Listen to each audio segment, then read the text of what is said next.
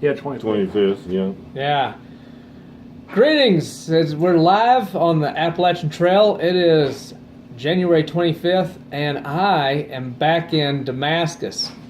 Yes, I told you guys I would do one on Mount Rogers. I didn't have a good enough signal. I didn't expect that Mount Rogers was going to be treed, actually, as high up as it is. All trees.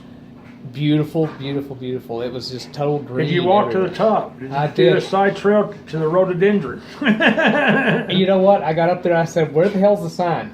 And there was no sign. I had to look for that That's right. USGS marker. And I was like, There was a sign there. Come on, I thought. Virginia, put a sign up here." Nothing. There used to be one. I looked Somebody back. must have took it down. Someone must have absconded with Well, it. maybe so. 'cause That I- happens I from time to time. They take AT signs. Souvenir around. hunters. Souvenir I looked Right. back. I saw the blue blaze. I said, "Well, I know the blue blaze is here. Where's the darn sign?" So did you like it though?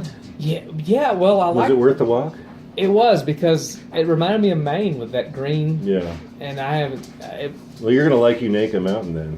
It was like that Forest Planet indoor on Star Wars. It looked like that sort of stuff. Yeah. You know.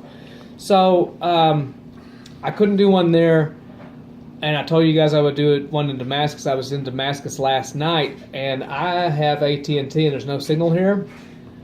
But Crazy Larry here, and I'm in his hostel right now, has evidently some of the best Wi-Fi in town. The best. And here we go. We are going to talk to Crazy Larry, and we're going to learn something. And then you work at which outfitter? Adventure Damascus Outdoors. And tell us your name. I'm Brant. Brant. And we are right on the AT. I met you yesterday. I bought a thing Yes, of you gas did. from you, Mm-hmm. and I went over to Woodchuck also, which was fine. But Crazy Larry is a different deal, and I really dig it.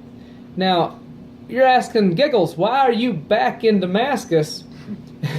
That beer talks. Beer talks. Now look, I know I promised you guys, you know what, and I lied. It's like that Beck song, "I'm a loser, baby, so why don't you kill me?" Because I told you guys I would not drink any beer for the month of January. You told him what? Yeah. Well, why? Have you been drinking a lot? I was drinking a lot because when you get on the trail, you drink a lot when you come into town. That's great. Yeah. And then I had 2.5 weeks off during that nasty storm through Christmas and January, and I kept drinking a lot. And I said, you know what, we need to do something about this. Yeah, you need to take a break, man. I took a break, Yeah. and I said, look, I can look. Here's my excuse. Just look at it as like an alcohol zero. Yeah, well, yeah. I did a zero on the alcohol for a while, so There I'm you go. proud. It's been the longest zero I've had since Right on, my man. early 20s. I used to drink a lot back in the day, but I don't drink anymore. I mean, once in a great while, I'll have a sip of Shine or a sip of beer from the birthday or my friend. I just feel like it, you know. And I think my best deal is to keep doing my home brew back home and just kind of drink on it. Heck yeah, you that's know? different. God, man, if you was going to be around a little bit, I'd introduce you to he doesn't even want me to mention his name, but I won't. My buddy down here, He's got he some makes good stuff. oh God, buddy, I'll tell you what, he makes some darn good home brew, and out of tomato, and out of onions, and all kinds What? of stuff. Oh, I kid you not, he experiments with this stuff, man. So I got some, and he's a hiker. This dude hikes 7 days a week, man. So here's what I gotta say. It's been awfully lonely on the trail lately. I told you, you know, it's been about New York since I shared a place, and I hadn't had a lot of people to talk to, and I said, and then I gave up alcohol, which is fine, but I'm like, when you're in Virginia, there's not much else to do in a lot of these towns except go to the bar and hang out and talk to people. And when you can't drink, it just drives you nuts. And I said, I called my dad, who I really respect, and he said, that ain't bark on a tree, you doing this alcohol thing for yourself. He said, you need to concentrate on getting this darn trail done. I'll be right back. And I said, yeah, Dad, I just want to, you know, as long as I can get this trail done, I'm a happy guy. You know, that's number one. But yeah, I'm letting myself down. I know some people were watching this, want me to get a little further. You know, go ahead to 30. You know what? I want to have fun, and I am. And because I came back here, we could do a podcast. We could do a podcast with some pretty cool people. So I think it's all worked out just like the trail wanted things, basically. Right. And, you can't fight it. You know, if it's going to happen, if the trail shows you things, you got to recognize them and act on it. All I got to say is I'm happy. And That should be the number one there we goal. go. That's it. I don't have anything else to say other than Happy I'm people don't fight. And when you don't fight, you don't have wars. And, you know.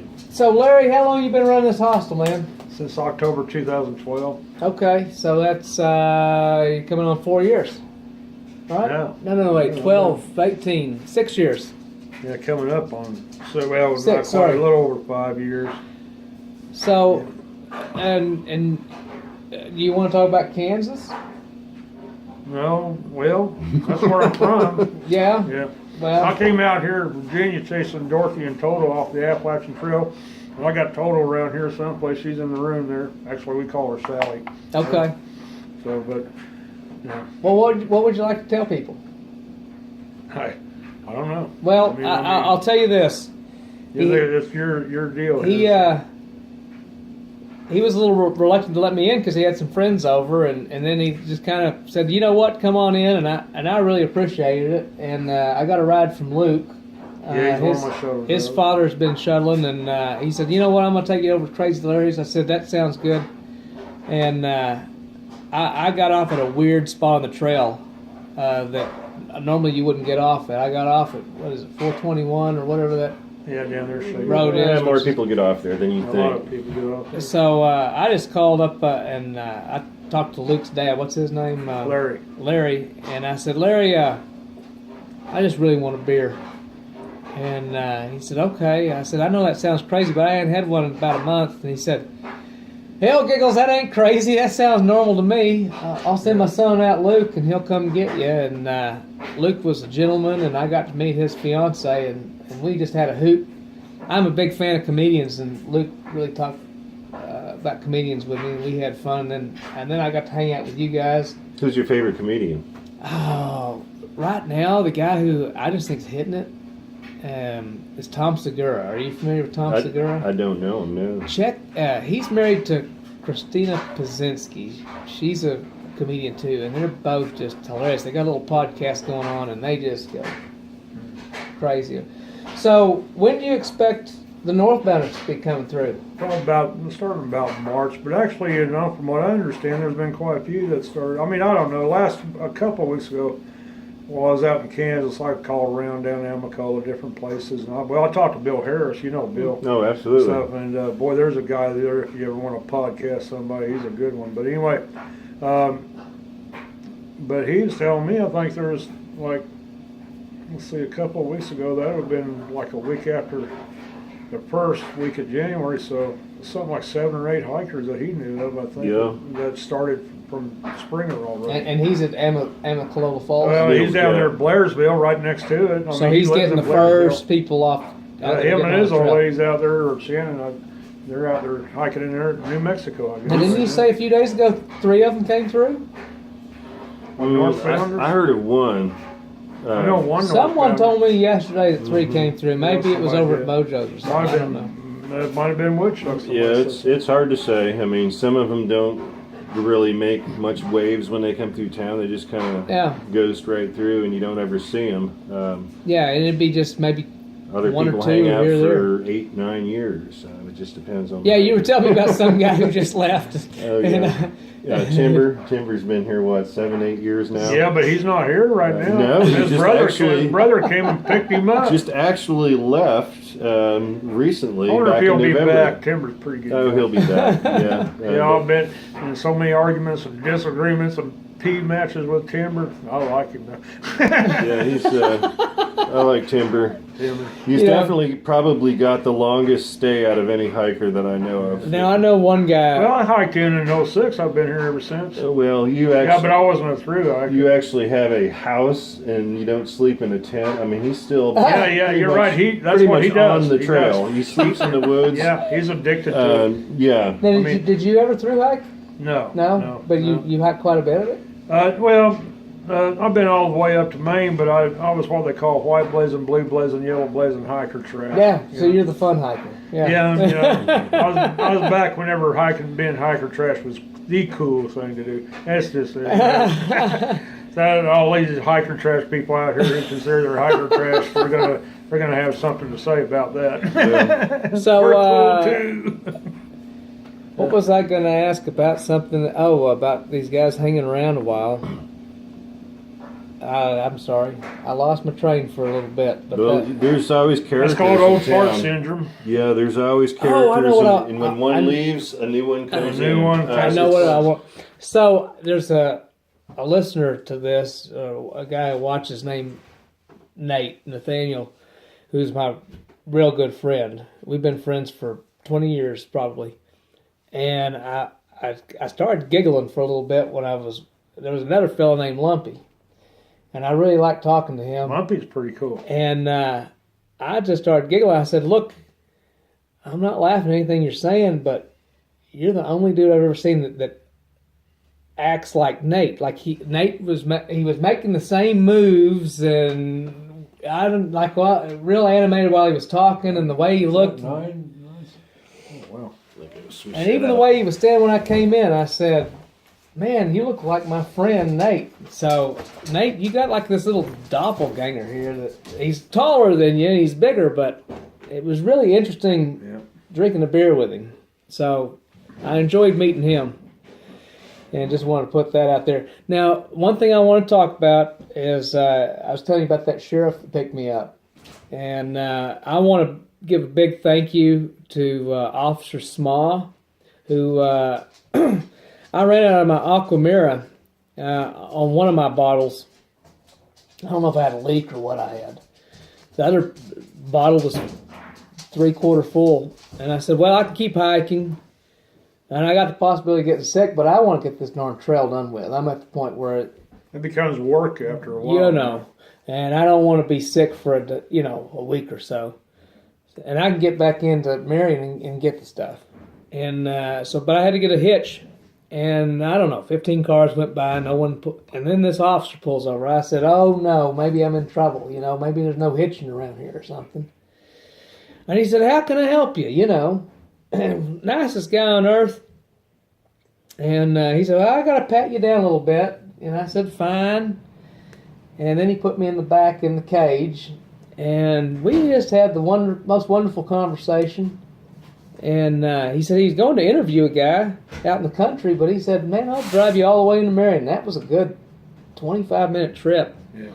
And so... there's been some bad publicity about police officers and sheriffs and stuff, but there's some real good guys that are working out there. There are, but I mean, like anything, they got bad apples. I mean, like the Appalachian Trail, the majority of everybody on the trail is pretty darn But good. you Plus, got some bad apples. I was hearing about there's that school up near Atkins, that old, there's a little museum thing, the old settler's place. Yeah. Some hikers went in there and started a fire and then camped in there, and now they got it locked up or whatever because some fools, didn't. Yeah, there's always some fools, no matter what you're doing. Yeah, this is what it is. And anyway, that's what I explained about. And then, but I mean, even some of them people ain't too bad. I mean, just a lot of people are going through a transition out here on the trail. Exactly. I came out on the trail, and I'll tell you a little bit about my history. I'm an open book when it comes to my life, but I try to reach out to others kind of like me a little bit. I was running from the law when I came out and lived on the trail, and I'd been in and out of jail there for a little while back in the 90s and stuff. But anyway, it was the best decision I ever made in my life because I had some valuable time alone out here to think about things. And one night I became a believer of God, just hands down. But, there was a process leading up to that. And because I didn't know what to believe. The only God I believed in was the God that was a hell and fire damnation, hated my guts kind of thing. And it better be. There's no way I could adhere to a regimental type of Christian. I mean, whatever that was. I had bad thinking, okay? right. So anyway, but one night in a storm, I became a believer, hands down. So, I got in the hostel business really kind of by accident. Well, not by accident. I had the intention of just opening up one room. And I opened up the room, that private room of mine in there, and just did that through the winter. And had some winter hikers, southbounders come in a blizzard, stayed with me 3 or 4 days, got drunker than snot, and smoking pot and everything else. And pretty damn good bunch of boys. And they were all ex-army vets, and they had been in Afghanistan. All three of them been there at the same time. And one guy, he was really having trouble with PTSD or whatever the heck you want to call it. He'd seen a lot of action. I read up on him on the internet or something. Somebody posted a link about him on the it might have been White Blaze or something. But boy, it's like one campaign after another. Constant battle. That'll get on anybody's nerves. So anyway, but by the time the spring of 2013, all these hikers were showing up wanting a place to stay, and I'm like, what? I started putting them right there on the floor and everything. So, and I've been going ever since. But I just got into it to make a little extra money, and but it's turned into a little bit of something else, And I enjoy it until I don't enjoy it, and there's days I don't enjoy it. I've been open pretty much year round for a while, but most likely that's going to probably come to an end, maybe 9 months out of the year instead of 12 months out of the year, depending upon whether I get somebody to work for me or not that I can trust, because I don't only have Crazy Larry's going, but I'm hoping to add another nightly rental, but I got one nightly rental available, and I rent that out, at a pretty high dollar every night, but a higher dollar than here anyway. But it's decked out, it's got its own kitchen and stuff, and it's sleep 12 or 15 people. I've got 25 hikers over there, so. But anyway, so, I'm trying to increase my business prospects a little bit. I'm from Kansas originally. My dad died December 24th, and I was there when he took his last breath, and that was quite an experience for me. And but and so while I was out there, I followed up on a dream I've been having for a while, or a vision, or whatever you want to call it. I mean, so far, Crazy Larry's is slowly coming about the way I wanted it to. Not quite the way I thought it would. But, so I'm looking at some options of opening a hostel on the Trans-American Bicycle Route, as long as I can afford to pay people, work and everything like that. So I got to just be able to juggle between the two. I'm just bored being here. I've been in this town for 10 years, 11 years, and I've been working pretty much all the time when I'm not sick.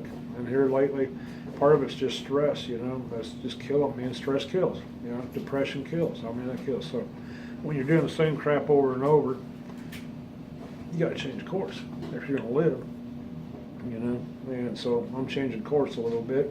It's just something to keep me hopping and keep my interest going, right, until I kick the bucket, kick the rock, and get off this planet.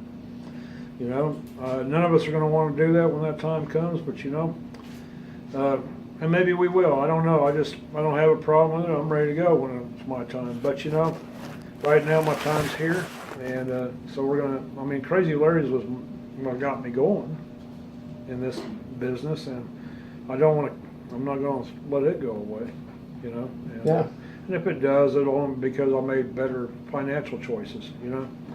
It costs about as much as I got coming in to operate this thing. So most likely I'm going to go up on my price again this year, because simply the thing is, I offer laundry service, I offer good breakfast and stuff here, and it's worth the money. And plus, it helps cut down on unwanted people, Sometimes, and I guess I shouldn't put it like that, but it gets old having to listen to BS sometimes, And of course, I think to move out of the house, just move out of the house and find someplace else to live other than living here, So live away from the hostel. Live away from the hostel. So I'll probably buy an SUV and end up living in that. And still just keep some of my personal belongings in here, but I don't know, but that seems pretty minimalistic to me. Well, hey, most of your hostel owners don't live there. Well, which is probably wise. You don't have to put up with the garbage. Well, man, I get tired of sleeping in the same house with people I don't know, Well, that took me a while to adjust to my nephew's place down there, Right. Kansas. Well, that makes sense. I never thought about that. Here I don't have I have to adjust really fast, but most of the time when people are here, I here lately anyway, the last year or so I've been really working on it, where I just kind of stay off and just let everybody else visit, because everybody's hiking with everybody else, Yeah. They're not hiking with me. I'm just happen to be the guy that owns the place, and I live in the same house, Right. But that's going to have to come to an end, Yeah. because I mean, I'm talking to an ex-girlfriend. I don't know if it's going to go any place or not and stuff, but sure do still love her. And if I'm gonna, and one thing that she hated was we didn't get any privacy. You know, I could see where a couple so, would be driven. yeah, hell, nuts in a one night we hostel. was hanging out, in the bedroom. This guy walked in there, on some accident though. I didn't lock the door and stuff. And he thought it was a bathroom because it was right across the thing. And he was intoxicated. He's the guy only guy I ever called the cops on. Man, he was the guy I don't know if I told you about.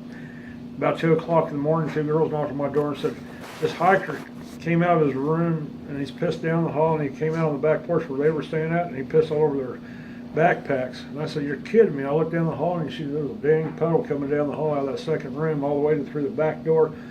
And so I went in and opened up the door, and he wasn't in his bed, and I said, "Holy crap, he's outside." So I went outside with Sally looking all over the place and couldn't find him. Came back and I opened that door again to look in there, and he's not in there. And I pulled back, and he's standing behind the door. I saw him between the door frame and the door. And I said, "All right, man." I said, "Come on out of there." "No," I said, "I'll tell you what, you come out of there the easy way or the hard way." I said, "The law be in here. I don't want to call the law on you now." I said, "You doesn't have I said, "Look at all the beer bottles in here." I'd already gotten on to him about 11 o'clock that night, clanging them damn beer bottles. And he was in what? He was a closet? No, not a closet. He was behind the door. When I opened the door, he was standing right behind the door. The outside door? No, in his bedroom. Oh, in his bedroom. So he's standing right behind the door in his bedroom waiting for you? Yeah, he didn't want me to see him, so anyway. Oh, when you opened it up, he was, between the wall and the door. Yeah, so anyway, so we ended up calling the law on him, and the law got here. I mean, I've done cleaned up the water and the pee and everything, and the law got here, and so anyway, they said, "Well, listen, man, he hasn't broken really any laws, peeing on the floor and stuff. They ain't nothing serious. We can't arrest him, but if you can get him to the door, we'll take it from there." And I said, "Okay." So I walked in there, and he's been laying down back in the bed. I said, "You better get your ass up and get out of that bed." I said, "You're leaving right now." And he just laid there. And I said, "I mean it, man. I ain't messing with you now. You're going to leave, Do it the easy way or the hard way." I said, "I told me I got to get you the door. We'll get you the door. I'm going to get you the door." And he kind of looked at me, and I thought he was following my prompt, my urging to get up. But actually, those 2 cops were standing behind me, and one pulled his damn taser gun out. And so, and he got up and he got dressed. He went, "Yes, sir," and he got dressed, right? And he got out there, and we got all of his gear and put it outside, and they took him and checked him out. And he wasn't wanted for anything, but he had been in jail 2 or 3 times between Springer Mountain and here for public drunkenness and stuff like that. Public intoxication. Well, I come to find out later, the guy's a decorated war hero or veteran out of the first Gulf War, and he's a school teacher someplace down south. And but anyway, he's the elementary school 3rd grade school teacher, and he stays sober and he takes care of his wife and kids during that time. But as soon as summer vacation comes, he'll leave and go on these binges, drinking binges, and and so he leaves my house that day, and the next day. He's drunk down here helping them catch crawfish out of the creek, and he falls and busts his head wide open. Goes to the hospital, and they sew it up, and after 8 hours released him. And so anyway, he goes down to, I don't know if it was Bill's camp or one of them. It was during around right after trail days or during trail days was when all this happened. It was about 2, 3, it was 2 years ago. Mary was with me then. But anyway, he went to a friend's camp down there and got drunker than snot, fell in the fire, and they called the law. And they locked him up for his own protection. So I got a hold of his wife. I found out where he lived and his phone number. So and she told me the story of him, Yeah. And so I ended up talking and counseling with him a little bit. He came and he talked with me, and I was friends with him on Facebook for a while, but I think he doesn't say anything, so I delete people if they don't say too much to me. Yeah. I let them be friends on there for a while. I wanted to put another great story, several stories. I want to put a shout out to Jim and Carrie Sparks, who helped me get back on the trail after that little deal of running out of Aquamira. I forgot my hat in Marion, and they went back and got it and met me 6 miles down the trail and gave me my hat. That was just unbelievable Yeah. trail magic. Just how some of the people are so nice. Oh, and yeah. so I know that Carrie watches because she wanted to How know if come I that had one of little- these. And thank you so much, How come Carrie that little and Jim. dark spot is on that screen? Because that's the comment deal, and no Oh. one's putting any, so I'm going to put No, it back are down. we live on Facebook? Or Yeah, what? we're live. On Facebook. Nobody's watching it then, are they? One person. One person. Hey, one I don't know person. who it is. Whoever They- you are, thanks for watching. They could have commented and tell who they are, but who knows? It's probably, hell, it could be 6 people that I invite. Most of it family and other friends Yeah. I've met on the trail. Yeah. And who They may knows? be on there and they may not be. You know, they most likely ain't on Yep, so I see that one right there. there. Yeah. You know what? Give me a thumbs up and give me a little text. Tell us who you are. It'd be fun. I don't hardly. I get one comment from one guy who watches. His name, Daryl. There. Oh, look, it's Daryl. There you go. Now, hey, Daryl, are you the guy that I met up in the Shenandoahs up at what is it? What's the resort up there? Skyland. Yeah. Big what- Meadows. There's Big Meadows Sky- Lodge, and then there's Skyland. I think I might have met you there, but I don't know, and Yeah. I'm embarrassed because I know I've met you probably somewhere. Where are you from? Tell me about you, Daryl, because I really appreciate that Ralph Stanley song Sorry, you I sent like me. to pick my nose. And I haven't read what he was talking about. No. So, do I know you? I'm so embarrassed now because I'm sure I probably met this person. I hate to, you like Well, to tell them remember where you people. met, Daryl. Did you meet the guy? I want to know you, Daryl, because I really enjoyed that Ralph Stanley deal. Maybe I met him in Johnson City. Who knows? Clinch Mountain's No, not it was too before far John. from here. No, because he had me. I first got the first text back and getting ready for my. Oh wow! I remember where I was. I was like in Parisburg, or no. He saw me when I was in. He's gonna do his first through hike in March. So you're going northbound. Never met, just like you. Well, I sure do appreciate that song. I first saw him like he might have seen my. What's the town near Roanoke? Catawba, Yeah, north of there with a D. Daleville. Daleville. I think he saw the Daleville podcast, and that's when he got on. But Yeah, I'm anyway, gonna probably that's cool, have man. to pull out of here pretty quick. Yeah, I think we're about done anyway. Thank you so much, Larry. So, Daryl, you know a few places to stop now when you get through here, and you know a place to get some gas when you need that for your cooking and all Oh, that. yeah. So here you go, Daryl. Everything you need is in Damascus. Tell you what, and Mojo's is the best place to eat in Oh, town. It's absolutely. got the best hog jaws, chitlins, and pig brains this side of the Mason-Dixon line. They even got country grits. That's No, short for sausage. I tell you what was best is I had their biscuits and gravy last night. Unbelievable. Yeah, Mojo's is a must-stop restaurant on the Yeah. 18th. And they got shore. beer. So, all right. Yeah. And they got beer, yeah. We'll see you.